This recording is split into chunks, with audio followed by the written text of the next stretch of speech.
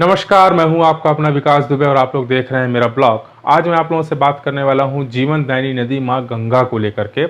आप सभी वैसे जानते होंगे कि गंगा नदी का उद्गम स्थल कौन सा है, गंगा नदी का क्या उपयोग है। गंगा नदी जो कि हमारे हिंदू संस्कृति में भारत देश में सबसे पवित्र नदी मानी जाती है और प्यार से लोग उसको माँ गंगा भी बोलते हैं। यही माँ गंगा एक ऐसी पवित्र नदी है जिसमें हमारे हिंदू संस्कृति के अनुसार यह मान्यता है कि यदि किसी मृत व्यक्ति का अस्थि इस गंगा नदी में विसर्जित किया जाए तो उसकी आत्मा सीधे स्वर्ग में पहुंचती है या उसकी आत्मा को मुक्ति मिल जाता है। माँ गंगा का हमारे भारत देश में बहुत अधिक महत्व है। माँ गंगा जीवनदायिनी नदी कहा जाता है। माँ गंगा के बारे में कई प्रकार की बातें हैं, लेकिन क्या आप लोग ये बता सकते हैं कि भारतीय संस्कृति में गंगा नदी में अस्थि विसर्जन करने का प्रावधान है और हजारों लाखों अस्थियां लगभग हमेशा गंगा नदी में प्रवाहित की जाती हैं। तो आखिर ये जो अस्थियां हैं वो जाती कहाँ हैं, और इतनी अधिक जब अस्थियां, मनुष्य की अस्थियां गंगा नदी में डाली जाती हैं तो नदी का जो पानी है वो अशुद्ध क्यों नहीं होता है, वो प्रदूषित क्यों नहीं होता है। तो मेरा आज का वीडियो यही है। तो आप लोग मेरे वीडियो को शुरू से लेकर अंत तक देखिए और मेरे द्वारा दी गई जानकारी यदि आप लोगों को पसंद आती है तो मेरे चैनल को सब्सक्राइब जरूर कर लीजिएगा, बेल आइकन दबा दीजिएगा, शेयर कर दीजिएगा और कमेंट करके बताइएगा कि आप लोगों को मेरे ब्लॉग में और क्या देखना है। तो मेरे वीडियो को शुरू से अंत तक जरूर देखिए। आज का मेरा जो वीडियो है बहुत दिलचस्प है।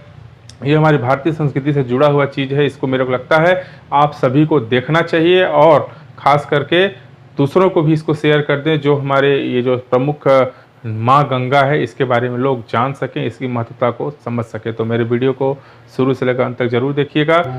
गंगा एक शब्द, एक नदी या एक जल की धारा नहीं, बल्कि भारत की आत्मा है।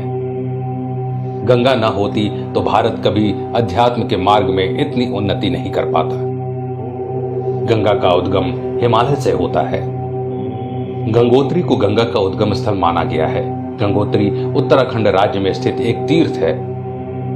सबसे पहले गंगा का अवतरण होने के कारण ही ये स्थान गंगोत्री कहलाया, किंतु असल में गंगा का उद्गम कुछ किलोमीटर और ऊपर श्रीमुख नामक पर्वत से होता है। वहां गोमुख के आकार का एक कुंड है जिसमें से गंगा की धारा फूटती है। इस गोमुख कुंड में पानी हिमालय के और भी ऊंचाई वाले स्थानों से आता है।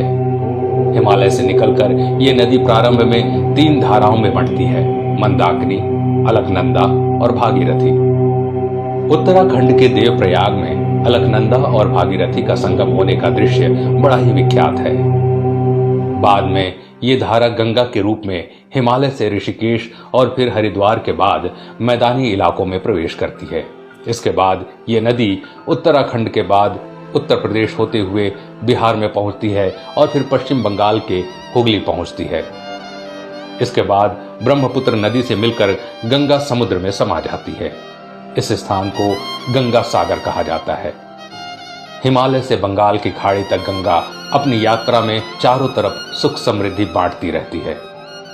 इस यात्रा में गंगा में कई नदियां जुड़ती हैं, जिनमें प्रमुख है सरयू, जमुना, सोन, रामगंगा, गोमती, गंडक, कोसी, घुघरी, महानंदा, हुगली, पद्मा, ब्रह्मपुत्र और मेघना।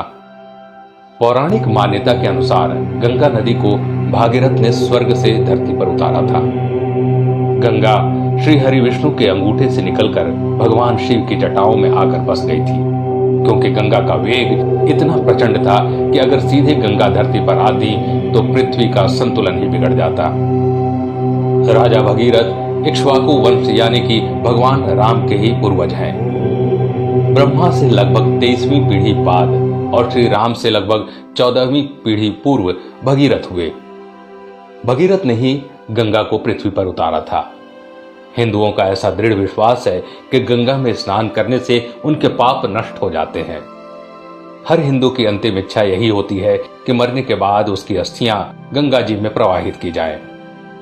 इसी विश्वास के चलते सैकड़ों वर्षों से निरंतर गंगा में इंसानी अस्थियां और राख बहाई जा रही हैं। लेकिन आश्चर्यजनक रूप से इतना सब होते हुए भी गंगा की अविरलता और निर्मलता में कभी कोई कमी नहीं आई।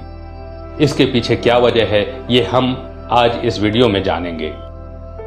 एक कथा के अनुसार एक दिन देवी गंगा श्री हरि से मिलने बैकुंठ धाम गई और उन्हें जाकर बोली, हे प्रभु, मेरे जल में स्नान करने से सभी के पाप नष्ट हो जाते हैं, लेकिन मैं इतने पापों का बोझ कैसे उठाऊंगी? मेरे में जो पाप समाएंगे उन्हें मैं कैसे समाप्त कर पाऊंगी? इस पर श्री हरि बोले कि गंगा, जब साधु संत और वैष्णव जन आकर आप में स्नान करेंगे तो आपके सभी पाप धुल जाएंगे। वैज्ञानिक जांच से पता चला है कि गंगा जल में पारा अर्थात मरकरी विद्यमान होता है, जिसमें हड्डियों में जमा कैल्शियम और फास्फोरस पानी में घुल जाता है। ये तत्व गंगा जल को साफ करते हैं, जबकि बची हुई हड्डियां गंगा में निवास करने वाली जलीय जंतुओं के लिए एक पौष्टिक आहार है। वैज्ञानिक दृष्टि से हड्डियों में गंधक होता है, जो पारे के साथ मिलकर पारद का निर्माण करता है। धार्मिक दृष्टि से पारद शिव का प्रतीक है और गंधक शक्ति का। इस तरह गंगा में अस्थियां बहाए जाने से एक तरफ जहां गंगा के पानी की गुणवत्ता बढ़ती है, तो दूसरी तरफ जलीय जंतुओं को भोजन भी प्राप्त होता है। एक बात और जिससे वैज्ञानिक भी हैरान है, वो ये कि गंगा जल कभी खराब क्यों नहीं होता। हरिद्वार और ऋषिकेश जाने वाले श्रद्धालु छोटी छोटी बोतलों में हमेशा से गंगा जल भरकर अपने घर लेकर आते हैं। घर में गंगा जल रखे दशकों बीत जाने के बाद भी ये जल उतना ही निर्मल होता है जितना कि भरते समय था। दुनिया की और किसी नदी या फिर आरओ का पानी भी इतने दिन तक स्वच्छ कभी नहीं रह सकता। वैज्ञानिकों के पास इसका जवाब यह है कि गंगा के जल में बैक्टीरियोफेज नामक जीवाणु होता है। गंगा जल में मौजूद ये जीवाणु हानिकारक सूक्ष्म जीवों को पानी में जीवित नहीं रहने देते, अर्थात ये ऐसे जीवाणु हैं जो गंदगी और बीमारी फैलाने वाले जीवाणुओं को नष्ट कर देते हैं। इसके कारण ही गंगा का जल कभी नहीं सड़ता है। इसके साथ ही गंगा का प्रवाह इतना तेज होता है कि छोटी मोटी अशुद्धियों को यह प्रवाह वैसे ही साफ कर देता है। एक कहावत भी है कि बहता पानी निर्मला, अर्थात बहता हुआ जल हमेशा स्वच्छ रहता है। गंगा जल की पवित्रता का आध्यात्मिक पक्ष ये है कि गंगा के पावन तटों पर बैठकर हजारों सालों से योगी, तपस्वी और सन्यासी अपनी साधना में लगे हुए हैं। इन महात्माओं के तपोबल से भी गंगा किनारे का वातावरण शुद्ध हो गया है। गंगा जल के कभी खराब न होने के पीछे एक वजह यह भी है कि गंगा का उद्गम हिमालय के अत्यंत दुर्गम स्थलों से हुआ है। हिमालय का यह हिस्सा दैवीय और वनस्पति संपदा से परिपूर्ण है।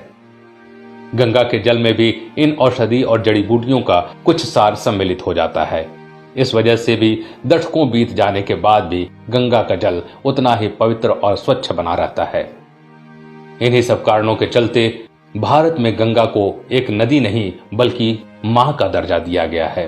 अभी कुछ दिन पहले युवा वैज्ञानिकों के एक दल ने गंगा के जल का लैब में परीक्षण किया।